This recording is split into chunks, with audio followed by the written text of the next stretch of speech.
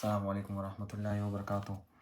आज का हमारा टॉपिक है मेंस्ट्रुअल साइकिल और ये यूनिट है एएचएन का फाइनल टर्म का यूनिट है। कुछ स्टूडेंट्स ने मुझे पर्सनल मैसेज किए थे कि सर ये थोड़ा मुश्किल है, तो काइंडली आप इसके ऊपर पहले इसी वीडियो बनाएं। तो मैं कोशिश करूँगा कि ये वाला जो मेंस्ट्रुअल साइकिल का टॉपिक है मैं अलग रिकॉर्ड कर रहा हूँ और जो रिप्रोडक्टिव डिसऑर्डर्स है वो मैं अलग रिकॉर्ड करूँगा। मेंस्ट्रुअल साइकिल्स के बहुत सारे नेम्स हैं। इसको हम फीमेल रिप्रोडक्टिव साइकिल भी कह सकते हैं, फीमेल मंथली सेक्स साइकिल भी कह सकते हैं, मेंस्ट्रुअल साइकिल भी कह सकते हैं। प्यूबरिटी से लेके 50 इयर्स तक, टीनेज से लेके 50 इयर्स तक फीमेल्स के अंदर हर महीने के अंदर 2 साइकिल आती है और ये दोनों साइकिल साथ साथ चलते हैं। एक का नाम है ओवेरियन साइकिल जो एक्चुअली ओवरी के अंदर होता है, ओवेरियन साइकिल, और दूसरे का नाम है menstrual cycle, menstrual cycle. Ovarian cycle और मेंस्ट्रुअल साइकिल। ओवेरियन साइकिल होता है ओवरी के अंदर, मेंस्ट्रुअल साइकिल होता है यूट्रस के अंदर, और ये दोनों साइकिल साथ साथ चलते हैं। और इन दोनों साइकिलों के लिए जो टोटल टाइम ड्यूरेशन है वो 28 डेज है। तकरीबन एवरेज टाइम जो है वो 28 डेज है। अच्छा, कुछ ऐसे फीमेल्स हैं जिनके अंदर ये वेरी करता है कि 30 डेज़ के अंदर भी होता है, 25 डेज़ के अंदर भी आ जाता है, 27 डेज़ के अंदर भी आ जाता है, या 30 या 31 32 34 तक। अगर अगर लेस देन 21 डेज से पहले पहले ये साइकिल आया तो they should be investigated to a doctor. अगर मोर देन 35 डेज हो गए और साइकिल नहीं आया, मेंस्ट्रुअल पीरियड्स नहीं आए, तो फिर उनको डॉक्टर से कंसल्ट लेनी चाहिए, क्योंकि कोई पैथोलॉजिकल डिसऑर्डर हो सकता है, कोई हार्मोनल डिसऑर्डर हो सकते हैं, कोई और डिजीज़ हो सकती है। डिपेंड करता है कि कंडीशन क्या है, सिचुएशन क्या है। अर्ली एज के अंदर ये नॉर्मल है, लेट होना, डिले होना, या ड्यूरिंग ब्रेस्ट फीडिंग के दौरान ये नॉर्मल है, कुछ मंथ तक नहीं आता, या कुछ कुछ और सिचुएशन हो सकते हैं। लेकिन डॉक्टर से कंसल्ट करना ज़रूरी है अगर साइकिल्स डिस्टर्ब हो रहा है तो। ये दोनों साइकिल्स कंट्रोल करते हैं हाइपोथैलेमस, जो हमारे ब्रेन के अंदर बहुत बड़ा इम्पोर्टेंट एक ग्लैंड है, और बहुत बहुत सारे फंक्शन है हाइपोथैलेमस के। वेट को कंट्रोल करता है, एंडोक्राइन, पूरी की पूरी एंडोक्राइन सिस्टम को, जो हार्मोनल सिस्टम है उसको रेगुलेट करता है, टेम्परेचर को रेगुलेट करता है, मूड को रेगुलेट करता है। एक्चुअली आपके मूड को, आपके हंगरी को, होता कि आप कितना खाते हैं, आप पेट भर के खा जाते हैं, आपको फिर भूख और नहीं लगती। तो हाइपोथैलेमस ही ये सारी चीज़ें जो है इनके फंक्शन कराता है। उसके बाद ऑटोनोमिक नर्वस सिस्टम के तौर पे भी काम करता है, आपके सेक्सुअल एक्टिविटी को, सेक्सुअल डिज़ायर को भी कंट्रोल करता है। और जब हाइपोथैलेमस से, और ये दोनों हार्मोन, ये जो दोनों साइकिल्स है, एक्चुअली ये गेम है हार्मोन का, और ये हार्मोन हाइपोथैलेमस से एक हार्मोन रिलीज़ होता है। ये हाइपोथैलेमस है, मैं थोड़ा सा शॉर्टली इसका डायग्राम बना रहा हूँ। ये हाइपोथैलेमस है, और आपको पता है हाइपोथैलेमस के नीचे जो है वो मौजूद है, पिट्यूटरी ग्लैंड मौजूद है। पिट्यूटरी ग्लैंड के दो साइड्स है, एक एंटीरियर साइड्स है, ये एंटीरियर साइड्स, और ये पोस्टीरियर साइड्स, ठीक है। इस हाइपोथैलेमस के अंदर कुछ सेल्स मौजूद है, कुछ न्यूक्लियस मौजूद है, वहाँ से कुछ रिलीजिंग फैक्टर्स आते हैं हाइपोथैलेमस से, जो top of the pituitary gland मौजूद है। तो यहाँ से कुछ सेल्स आते हैं जिसको हम कहते हैं gonadotropin releasing factor. Gonadotropic releasing factor, गोनेडो कहते हैं सेक्स को, ट्रोपिक कहते हैं ग्रोथ को। तो ये जो हार्मोन है ये सेक्स की ग्रोथ के लिए रिस्पॉन्सिबल है। यहाँ से आते हैं एंटीरियर पिट्यूटरी के पास, और एंटीरियर पिट्यूटरी के पास आपको पता है कुछ types of hormone anterior pituitary से रिलीज़ हो रहा है। तो इसके अंदर जो हार्मोन है जो हम डिस्कस करने वाले हैं इस साइकिल के अंदर, एक का नाम है FSH और दूसरे का नाम है LH, ल्यूटिनाइजिंग हार्मोन और फॉलिकल स्टिमुलेटिंग हार्मोन। ये गोनेडोट्रोपिक रिलीजिंग फैक्टर्स, ये जब आ जाते हैं एंटीरियर पिट्यूटरी के पास, तो यहाँ पे कुछ सेल्स मौजूद है जिसका नाम है गोनेडोट्रोपिक सेल्स। गोनेडोट्रोपिक सेल्स, और ये गोनेडोट्रोपिक सेल इन दोनों हार्मोन को रिलीज़ करता है। और फिर इन दोनों हार्मोन का क्या रोल है, क्या फंक्शन है, आगे डिस्कस करने वाले हैं। ओवरी के अंदर, फीमेल्स के अंदर, जब फीमेल्स प्यूबर्टी तक पहुंच जाती हैं तो फिर बहुत सारे प्राइमोडियल सेल्स मौजूद होते हैं ओवरी के अंदर। तो ये प्राइमोडियल सेल है, let me draw ovary over here. एक मैं यहाँ पे ड्रॉ कर रहा हूँ। ये मैंने एक ओवरी बनाया। आपको पता है कि फीमेल्स के अंदर पेयर्स ऑफ ओवरीज है, पेयर्स ऑफ ओविडक्ट है, और वन यूट्रस है। एनॉटमी तो पढ़ी होगी आप लोगों ने। बहुत सारे प्राइमोडियल सेल्स मौजूद हैं। एक्चुअली ये फॉलिकल सेल्स है। बहुत सारे प्राइमोडियल सेल मौजूद है जो इनएक्टिव फॉर्म में रहते हैं, और इनके अंदर एक एग मौजूद है जिसका नाम, एक न्यूक्लियस मौजूद है जिसको हम कहते हैं ओवम या एग कहते हैं। ठीक है। जब फीमेल्स टीनेज तक पहुंच जाती है, जिनके एज प्यूबर्टी तक पहुंच जाती है, तो ये फॉलिकल स्टिमुलेटिंग हार्मोन और ल्यूटेनाइजिंग हार्मोन इस एंटीरियर पिट्यूटरी ग्लैंड से रिलीज़ होना स्टार्ट हो जाता है। और जैसे जैसे ये एफएसएच रिलीज़ होगा, एफएसएच का रोल क्या है एक्चुअली, मैं थोड़ा सीक्वेंस यहाँ पे ड्रॉ कर रहा हूँ। हाइपोथैलेमस से मैसेज आया एंटीरियर पिट्यूटरी के पास, एंटीरियर पिट्यूटरी, फिर एंटीरियर पिट्यूटरी से हार्मोन ब्लड के थ्रू, ब्लड स्ट्रीम को थ्रू ओवरी के पास जाता है, और फिर ओवरी से यूट्रस। इस तरह ये सीक्वेंस रहती है। जब एफएसएच रिलीज़ होगा, जब एंटीरियर पिट्यूटरी से under control of gonadotropic releasing factor, जब एफएसएच रिलीज़ होगा, तो ये एफएसएच का रोल है, ये ओवरी को स्टिमुलेट करता है, और ओवरी को, इस प्राइमोडियल सेल्स को, इस प्राइमोडियल एग को, जो इमैच्योर एग है, इसके अराउंड कुछ एपिथेलियल लाइनिंग मौजूद है। एक्चुअली ये फ्लैटेंड के फॉर्म में रहता है, जैसे फ्लैट रहता है, ऐसा रहता है, और इसके अराउंड जो है एपिथेलियल लाइनिंग मौजूद है। आपको पता होगा एपिथेलियल सेल टिश्यूज़ आप लोगों ने पढ़े होंगे। कुछ एपिथेलियल लाइनिंग के अराउंड, और इसके अंदर एक एग मौजूद है जो एक्चुअली इमैच्योर एग है।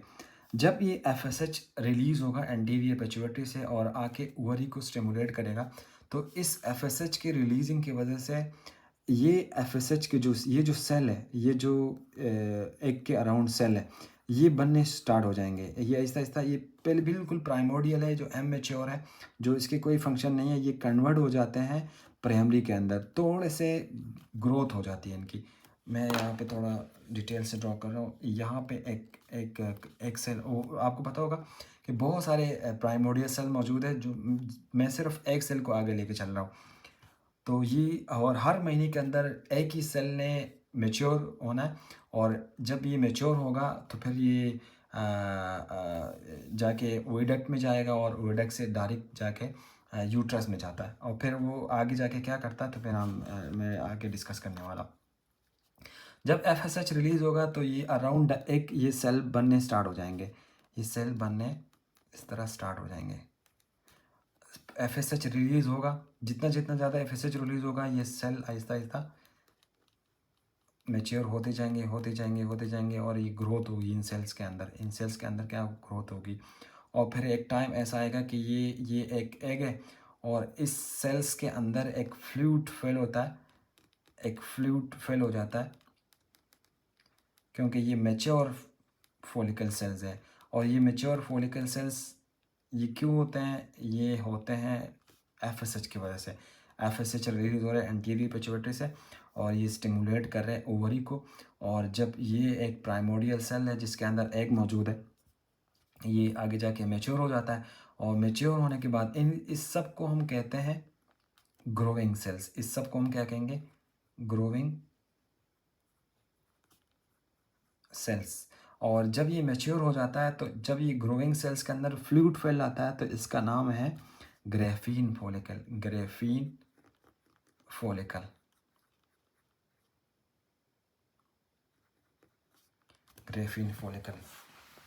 अच्छा, ये ग्रेफीन फॉलिकल तक जब ये एग मैच्योर हो जाता है, तो ग्रेफीन फॉलिकल के बाद ये तकरीबन इन मैच्योरेशन के अंदर टोटल जो टाइम रिक्वायर्ड है वो तकरीबन 10 दिन के अंदर। आपको पता होगा कि मैंने शुरू में कहा था कि ये 28 डेज़ के अंदर ये साइकिल्स कंप्लीट हो जाता है। तो फर्स्ट डे ऑफ से लेके 10 डेज़ तक जब ये प्राइमोर्डियल सेल्स कन्वर्ट होगा प्राइमरी के अंदर, फिर वो सेकेंडरी के अंदर, सेकेंडरी फोलिकल्स के अंदर आहिस्ता आहिस्ता ये मैच्योर हो रहे हैं। तो ये मैच्योर क्यों होता है? ये इसलिए होता है कि ये एग ने रिलीज़ होना है। इस एग को आगे जाके बहुत ज़्यादा एक ट्रेवल इनको करना है आगे जाके। अच्छा, फिर ये क्या आगे जाके क्या करेगा तो मैं आगे डिस्कस करने वाला हूँ। जब ये ग्रेफीन फॉलिकल्स बन जाता है, एक फ्लूइड आ जाता है इसके अंदर, और फिर उसके बाद जब मज़ीद फॉलिकल्स रिलीज़ होंगे तो ये कुछ कुछ ऐसे हार्मोन है जिसका नाम है, अच्छा, जैसे ये ग्रोइंग सेल बनेंगे, जैसे ये फॉलिकल्स के ये जो बनेंगे आहिस्ता आहिस्ता बनेंगे, तो ये ग्रोइंग सेल्स से ही एक हार्मोन रिलीज होता है जिनका नाम है एस्ट्रोजन। ये मैं यहाँ पे ड्रॉ कर रहा हूँ जिसका नाम है एस्ट्रोजन। ये एस्ट्रोजन इस फॉलिकल सेल से रिलीज होता है, और आहिस्ता आहिस्ता जैसे जैसे फॉलिकल सेल्स बढ़ेंगे एस्ट्रोजन का लेवल भी बढ़ेगा। जैसे जैसे फॉलिकल सेल बढ़ेंगे एस्ट्रोजन का लेवल बढ़ेगा। जब तकरीबन डे 1 से लेके डे 10 तक या डे 12 तक, मैं अगर यहाँ पे ग्राफ की शक्ल में ड्रॉ करूँ,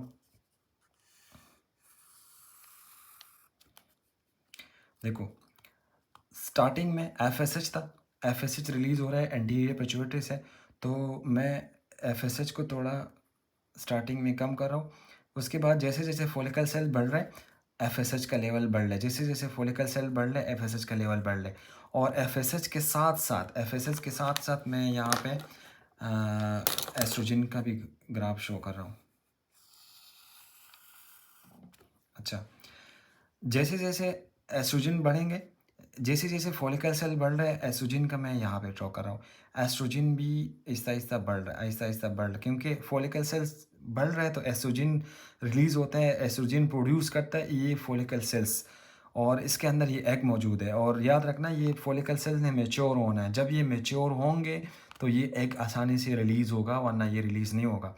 और ये एस्ट्रोजन का ग्राफ जा रहा है और ये एफ का ग्राफ जा रहा है। देखो एक वक्त ऐसा आएगा तकरीबन इसके अंदर टोटल 10 दिन तक, और जब ये हो जाता है मैं यहाँ पे डे 1, ये डे 14 और ये डे 28 सॉरी, जब तकरीबन तकरीबन 12 डेज तक ये टाइम टोटल जब हो जाता है तो ये फॉलिकल सेल इतने ही मेच्योर हो जाते हैं, तो ये जो एस्ट्रोजन है ये डायरेक्ट जाके ब्लड के थ्रू इस एंटीरियर पिट्यूटरी को स्टिमुलेट करता है, और जब ये स्टिमुलेट होगा तो ये एंटीरियर पिट्यूटरी से एक और हार्मोन रिलीज होता है जिसका नाम है ल्यूटिनाइजिंग हार्मोन। और ये ल्यूटिनाइजिंग हार्मोन शुरू में बिल्कुल नॉर्मल है क्योंकि ये सेल्स से रिलीज़ नहीं होता है, इस फॉलिकल सेल से एस्ट्रोजन ल्यूटिनाइजिंग हार्मोन रिलीज़ नहीं होता। ल्यूटिनाइजिंग हार्मोन रिलीज़ होता है डायरेक्टली एंटीरियर पिट्यूटरी से, याद रखना। एफएसएच भी डायरेक्ट रिलीज़ होता है एंटीरियर पिट्यूटरी से। यहाँ से जो हार्मोन रिलीज़ होता है वो एस्ट्रोजन है। जब एस्ट्रोजन जाके एंटीरियर पिट्यूटरी को स्टिमुलेट करेगा तो ये ल्यूटिनाइजिंग हार्मोन रिलीज़ होगा। ल्यूटिनाइजिंग हार्मोन का रोल क्या है? ल्यूटिनाइजिंग हार्मोन का यहाँ पे रोल ये है कि इस एग को इस फॉलिकल सेल से रिमूव कराना है, निकालना है। तो ल्यूटिनाइजिंग हार्मोन बहुत ज़्यादा सिक्रेशन, ल्यूटिनाइजिंग हार्मोन को बहुत ज़्यादा सिक्रेशन होगा, और अचानक इसका ग्राफ जो है का लेवल इतना बढ़ेगा कि इस टाइम पे ये मेच्योर सेल्स कुछ कुछ प्रोटीन, कुछ एंजाइम्स आके इस लाइन को, इस फॉलिकल सेल जो मेच्योर लाइन है इस फॉलिकल सेल्स को ये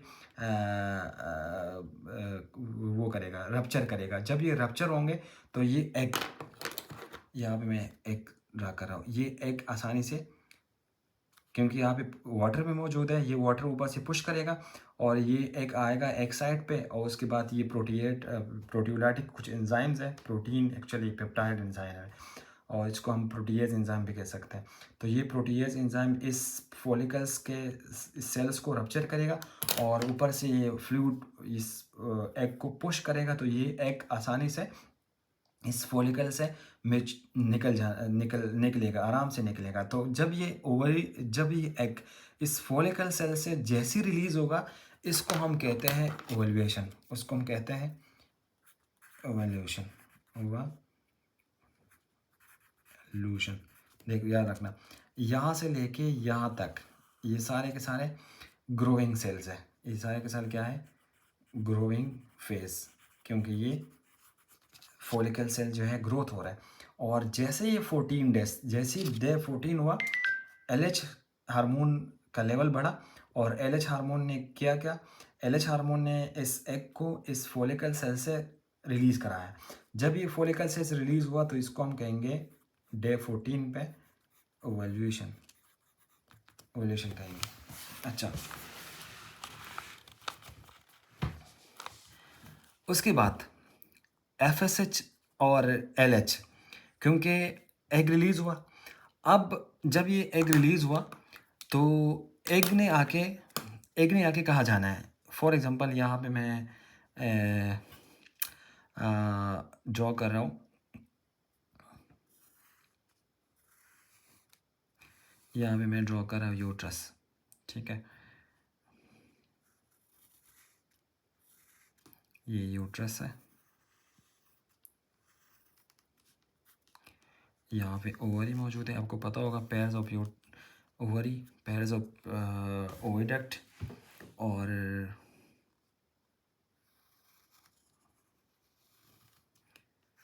ये यूट्रस है। इसके अंदर लाइनिंग मौजूद है जिसको हम कहते हैं एंडोमेट्रियम लाइनिंग, जिसको हम कहेंगे एंडोमेट्रियम लाइनिंग। देखो ये ओवरी है। जैसे ये एग इस फॉलिकल सेल से रिलीज़ होगा, क्योंकि ये पूरी मैंने ओवरी बनाई है, तो ये एग आके इस फॉलोपियन ट्यूब के अंदर, इस ओविडक्ट के अंदर, क्योंकि इस जो ओविडक्ट का जो लास्ट एंडिंग है ना, इसको हम कहते हैं फेमरी। ये कुछ फिंगर लाइक प्रोजेक्शन है, और ये फेमरी इस एग को कैप्चर करेगा। जब ये एग कैप्चर होगा, यहाँ आके इस ट्यूब के अंदर आएगा। अगर यहाँ पे स्पर्म मौजूद है, मींस के सेक्सुअल इंटरकोर्स हो गए, स्पर्म ने आके ट्रेवल किया, इस ओडक के अंदर आया। अगर यहाँ पे स्पर्म मौजूद है तो ये एग जाके फर्टिलाइज होगा। अगर स्पर्म मौजूद नहीं है तो ये एग जाके ट्रेवल करेगा और इस यूट्रस के अंदर आएगा। फिर यूट्रस के अंदर जब ये एग आता है तो आपको पता होगा कि ये जो एस्ट्रोजन जब ये रिलीज़ होगा, जैसे जैसे फॉलिकल सेल्स बन गए, फॉलिकल सेल जैसे जैसे बन गए तो एस्ट्रोजन रिलीज़ हो रहा है। और ये एस्ट्रोजन का यहाँ पे रोल है, ये इंटरनल जो लाइनिंग है यूट्रस के अंदर, जिसको हम कहते हैं एंडोमेट्रियम लाइनिंग। कुछ मायोमेट्रियम लाइनिंग है, कुछ एंडोमेट्रियम लाइनिंग वो लाइन होती है जो एक्चुअली ये ब्लड के बने होते हैं, और ये एस्ट्रोजन के रिलीजिंग की वजह से ये लाइन बनती है। जैसे जैसे एस्ट्रोजन बढ़ रहा है तो ये लाइनिंग ब्लड की वजह से ये थिक हो रहा है, ये थिक हो रहा है, ये थिक हो रहा है। और ये क्यों थिक हो रहा है? अगर ये फर्टिलाइज एग आ गया यहाँ पे वेजाइना, ये यूट्रस के अंदर आया, सॉरी, यूट्रस के अंदर आया, तो ये फर्टिलाइज एग, इसको नरिशमेंट मिलनी है इस एंडोमेट्रियम लाइनिंग से, क्योंकि ये थिक लाइनिंग है, ये ब्लड की लाइनिंग है। अगर फॉर एग्जांपल फर्टिलाइज एग नहीं आया, अगर ये फर्टिलाइज एग नहीं आया, तो फिर ये यहाँ पे एक और चीज़ है। अगर फॉर एग्जांपल ये फर्टिलाइज एग आया, यहाँ पे यूट्रस के अंदर उन्होंने ट्रेवल किया और इम्प्लांट हुआ, इस लाइनिंग के अंदर इम्प्लांट हुआ, तो यहाँ से कुछ और लोकल केमिकल्स रिलीज़ हो जाते हैं, और ये केमिकल्स डायरेक्टली आके ओवरी के पास, और ओवरी के पास जैसे आते हैं तो जब जब ये एग रिलीज़ होता है और ये जो बाकी स्ट्रक्चर रह जाता है, इसको हम कहेंगे फिर कॉर्पस ल्यूटियम कहेंगे उसको। फिर क्या हम कहेंगे? Corpus luteum. अच्छा, कॉर्पस ल्यूटियम का बहुत बड़ा रोल है यहाँ पे। ये कॉर्पस ल्यूटियम से इस जैसे ये एग रिलीज होता है, ये कॉर्पस ल्यूटियम से एक और एडिशनल हार्मोन ऐड हो जाता है जिसका नाम है प्रोजेस्टेरोन। प्रोजेस्टेरोन भी रिलीज होता है और एस्ट्रोजन भी रिलीज होता है। याद रखना, यहाँ पे प्रोजेस्टेरोन थोड़ा ज़्यादा रिलीज हो रहा है, क्योंकि ये एग रिलीज हुआ, एग नहीं जाके ओविडक्ट के अंदर ट्रेवल कर रहा है वो। और अब ये बाकी जो स्ट्रक्चर रह गया, इसको हम कहेंगे कॉर्पस ल्यूटियम। ये कॉर्पस ल्यूटियम जैसे ही एग रिमूव हुआ इस फॉलिकल, इस मेच्योर फॉलिकल से, तो ये कॉर्पस ल्यूटियम अब एक और हार्मोन रिलीज कर रहा है जिसका नाम है प्रोजेस्टेरोन। और ये एस्ट्रोजन और ये प्रोजेस्टेरॉन जैसे जैसे रिलीज़ होंगे, ये इंटरनल जो यूट्रस की जो एंडोमेट्रियम लाइनिंग है, ये मज़ीद थिक होना शुरू हो जाएंगे, ये मज़ीद थिक होना शुरू हो जाएंगे।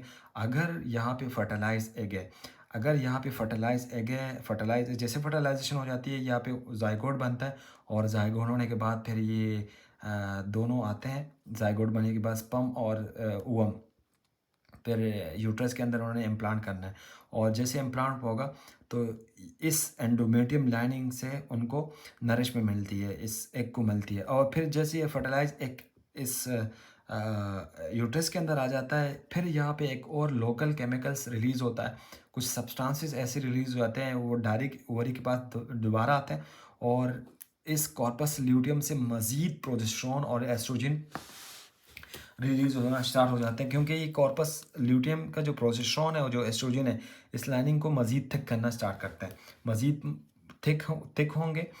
और जैसे जैसे थिक होंगे, इम्प्लांट होगा, फिटस एम्ब्रियो बनेगा, उसके बाद फिर फिटस बनेगा, और इस तरह एक बेबी जो है कुछ मंथ्स के बाद फिर बेबी को नरिशमेंट मिलती है इस लाइनिंग को। अच्छा, मैं यहाँ पे बात करने वाला था ओवल्यूशन का। अब ओवल्यूशन हो गई, अब ये FSH और LH, क्योंकि ये यहाँ पे इसको कहते हैं LH स्टार्टिंग में नहीं था, ये FSH है, और ये जो ग्राफ है ये FSH का ग्राफ है, ठीक है। FSH और LH के FSH का रोल है इस फोलिकल्स को मेच्योर रखना और फोलिकल्स का ग्रोथ कराना, प्रोलिफरेशन कराना। अब तो मज़ीद प्रोलिफरेशन तो नहीं हो रही, लेकिन एक चला गया। अब जो जो रह गया, जो स्ट्रक्चर रह गया, उसका नाम उसको हम कहेंगे कॉर्पस ल्यूटियम। अब कॉर्पस ल्यूटियम बिल्कुल मैच्योर है, बिल्कुल एक्टिव फॉर्म में है, और ये रिलीज़ कर रहा है प्रोजेस्टेरॉन। तो यहाँ पे दोबारा नेगेटिव फीडबैक सिस्टम की वजह से ये एस्ट्रोजन दोबारा एंटीरियर पिट्यूटरी को स्टिमुलेट करेगा, दोबारा जाएगा और उसको बोलेगा कि नेगेटिव फीडबैक सिस्टम की वजह से LH और FSH को दोबारा कम करो, डिक्रीज़ करो। तो उसका जो लेवल है आहिस्ता आहिस्ता, दोनों का लेवल आहिस्ता आहिस्ता डिक्रीज़ होना स्टार्ट हो जाएगा, और ये तकरीबन 28 डेज तक ये आहिस्ता आहिस्ता जैसे जैसे दिन बढ़ते जाएंगे का लेवल मज़ीद जो है स्टॉप हो जाएगा और ये कम हो जाएगा, और फिर उसके बाद दूसरा साइकिल यहाँ से स्टार्ट हो जाता है। अच्छा, ये तो FSH और LH का हो गया। डे 14 पे ओवल्यूशन हो गई। मैंने बनाया था यहाँ पे एस्ट्रोजन लेवल। अच्छा, जो एस्ट्रोजन लेवल है, जैसे एस्ट्रोजन लेवल जैसे बढ़ेंगे, जैसे ये ग्रोइंग सेल्स बढ़ेंगे, ये मेच्योर होते जाएंगे, तो एस्ट्रोजन का लेवल जो है यहाँ पे मैं बना रहा हूँ एस्ट्रोजन का लेवल भी बढ़ेगा साथ में। और डे 14 पे एस्ट्रोजन का लेवल अचानक बढ़ जाता है, और क्यों बढ़ जाता है, LH हार्मोन को रिलीज़ करने में एंटीरियर पिट्यूटरी के बाद जाएगा ब्लड स्ट्रीम के थ्रू, और जैसे बढ़ेगा यहाँ पे मज़ीद जो दूसरा जो हार्मोन है, क्योंकि जो प्रोजेस्टेरॉन हार्मोन है ना, अभी प्रोजेस्टेरॉन हार्मोन ने रिलीज़ नहीं हुआ, प्रोजेस्टेरॉन हार्मोन रिलीज़ नहीं हुआ। जैसे डे 14 है, ये डे 1 है, डे 14 है, और ये डे 28 है। 14 डेज के बाद जो हमारे पास जो स्ट्रक्चर बचा कॉर्पस ल्यूटियम, इसके बाद ही प्रोजेस्टेरॉन रिलीज़ होता है। जब प्रोजेस्टेरॉन रिलीज़ होता है तो प्रोजेस्टेरॉन का लेवल भी बढ़ जाता है, प्रोजेस्टेरॉन का लेवल भी आहिस्ता आहिस्ता बढ़ जाता है, और इस तरह ये एस्ट्रोजन भी रहता है। एस्ट्रोजन भी रिलीज़ होता है, लेकिन फिर कम रिलीज़ होंगे, दोनों का लेवल 28 डेज तक ऐसे आ जाता है। ऐसे अगर ये उस सूरत में जब प्रेगनेंसी नहीं है, 28 डेज तक सब मैंने बनाया। अगर जब प्रेगनेंसी है तो उसका लेवल मेंटेन रहती है तकरीबन 5 से ले मतलब जो सेकंड ट्राइमेस्टर से लेके थर्ड ट्राइमेस्टर तक इसका लेवल मेंटेन ही रहती है, और ये कॉर्पस ल्यूटियम से ही ये दोनों हार्मोन रिलीज़ होते हैं, क्योंकि दोनों हार्मोन्स का रोल है इस लाइनिंग को थिक करना, और जैसे जैसे लाइनिंग थिक होगी, इन्हीं लाइनिंग की वजह से जो एम्ब्रियो को, जो फर्टिलाइज एग को वो नरिशमेंट मिलेगी। अगर फॉर एग्जांपल फर्टिलाइज एग नहीं है तो डे 14 के बाद ये दोनों हार्मोन आहिस्ता आहिस्ता कम होंगे। अच्छा, जब ये फर्टिलाइज एग यहाँ पे अगर ये इस एग को स्पर्म नहीं मिलता, जब ये स्पर्म इसको नहीं मिलता, तो ये एग ने आना है यहाँ पे यूट्रस में आना है, और जब ये यूट्रस में आएगा क्योंकि जब ये फर्टिलाइज़ एग नहीं है तो यहाँ पे जो केमिकल मैंने स्टार्टिंग में कहा था कि केमिकल रिलीज़ हो रहे हैं, लोकल केमिकल, ये केमिकल फिर रिलीज़ नहीं होगा। और जब ये केमिकल रिलीज़ नहीं होगा तो ये जो कॉर्पस ल्यूटियम बचा, इसको दोबारा जो है इसको सिग्नल नहीं मिलेंगे, और ये जब सिग्नल नहीं बनेंगे तो ये कॉर्पस ल्यूटियम आहिस्ता आहिस्ता आहिस्ता आहिस्ता ये डीजनरेट होना स्टार्ट हो जाएगा, जिसको हम कहते हैं डीजनरेटिव कॉर्पस ल्यूटियम। और जैसे जैसे ये डीजनरेट होगा, आपस ये प्रोटीएज एंजाइम जो है इसको खाएगा, इसको ख़त्म करेगा। और जब इसको ख़त्म करेगा तो एस्ट्रोजन का लेवल भी ड्रॉप होगा और प्रोजेस्टेरोन का लेवल भी ड्रॉप होगा।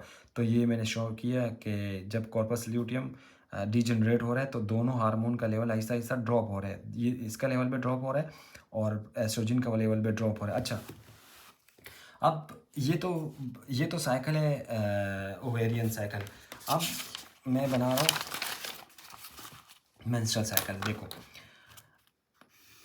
मेंस्ट्रुअल साइकिल के अंदर भी ये सेम डेज रहते हैं, डे 1 और डे 28। देखो, ये जो साइकिल ओवेरियन साइकिल मैंने स्टार्ट कराया था, ये आफ्टर मेंस्ट्रुअल साइकिल की वजह से, बिफोर मेंस्ट्रुअल साइकिल नहीं रहता, आफ्टर मेंस्ट्रुअल साइकिल। ये जो साइकिल है, ये जो ग्रोइंग सेल्स है, ये मेंस्ट्रुएशन के बाद स्टार्ट हो जाता है। अब मेंस्ट्रुअल्स के अंदर जो पीरियड्स आते हैं फीमेल्स के अंदर, ये नॉर्मल ही है, ये तकरीबन अप टू 5 टू या 6 डेज तक रहते हैं। यहाँ पे डे 5, यहाँ पे डे 14 और यहाँ पे डे 28। तो डे 5 तक ये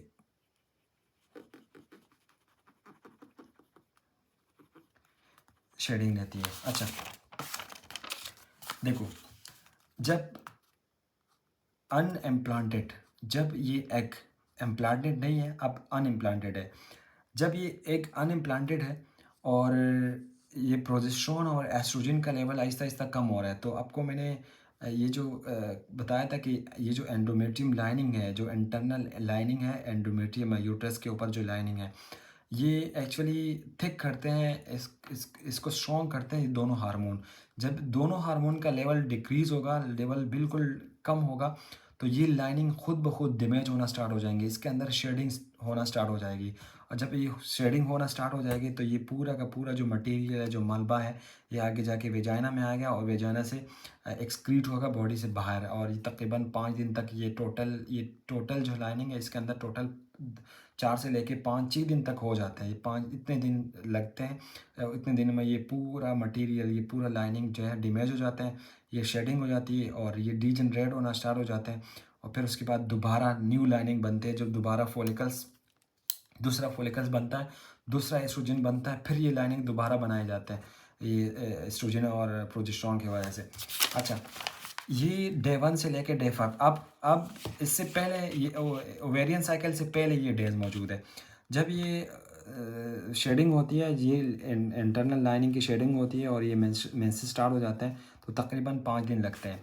जब ये 5 दिन हो जाते हैं तो दोबारा दूसरा जो फॉलिकल सेल है, दूसरा फॉलिकल सेल्स स्टार्ट होना शुरू हो जाता है, उसके अंदर ग्रोथ होगी और एफएसएच दोबारा रिलीज़ होगा एंटीरियर पिट्यूटरी से, और फिर दोबारा ओवरी को स्टिमुलेट करेगा। और जब ओवरी को स्टिमुलेट करेगा तो उस एफएसएच के जो जैसे जैसे ग्रोथ होगी एफएसएच की लाइनिंग की, तो उससे एस्ट्रोजन रिलीज़ होगा और एस्ट्रोजन दोबारा इस यूट्रस की लाइनिंग को थिक करेगा, आहिस्ता आहिस्ता थिक करेगा तरीके। ये फॉर एग्जांपल यहाँ पे 28 डेज तक जैसे जैसे प्रोलिफरेट होना स्टार्ट हो जाएंगे। और फिर साथ में डे 14 के बाद फिर प्रोजेस्टेरोन भी आएगा, तो ये लाइनिंग मज़ीद थिक होना स्टार्ट हो जाएंगे, मज़ीद थिक होना स्टार्ट हो जाएंगे। और इस तरह ये डे 28 डेज तक ये रहते हैं। उसके बाद अगर इनको प्रोजेस्टेरोन और एस्ट्रोजन का लेवल डाउन हो रहा है, तो प्रोजेस्टेरोन और एस्ट्रोजन की वजह से ही ये लाइनिंग दोबारा ख़त्म हो जाएंगे, दोबारा ये शेडिंग हो जाएगी और फिर दूसरे तरह से मेंस्ट्रुअल साइकिल दोबारा स्टार्ट होगा। और इस तरह ये साइकिल चलता रहता है। तो ये आज का टॉपिक है। आई थिंक थोड़ा मुश्किल था, लेकिन मैं भी आप लोगों को समझ में आया होगा। इसके बाद जो मैं डिस्कस करूँगा वो रिप्रोडक्टिव डिसऑर्डर्स है, और वो सारे के सारे इसी मेंस्ट्रुअल साइकिल्स के डिसऑर्डर है। जब तक आपको ये समझ प्रॉपर नहीं है तो शायद वो डिज़ीज़ भी आप जो डिसऑर्डर्स है वो आपको समझ में नहीं आएगा। तो कोशिश करो कि आप जिसको बार बार देखो, बार बार प्रैक्टिस करो, इस ग्राफ के प्रैक्टिस करो कि एफएसएच का क्या रोल है, एलएच का क्या रोल है, यहाँ पे एस्ट्रोजन का क्या रोल है और प्रोजेस्टेरोन का क्या रोल है। तो समझ में आ जाएगा। जज़ाकल्लाह।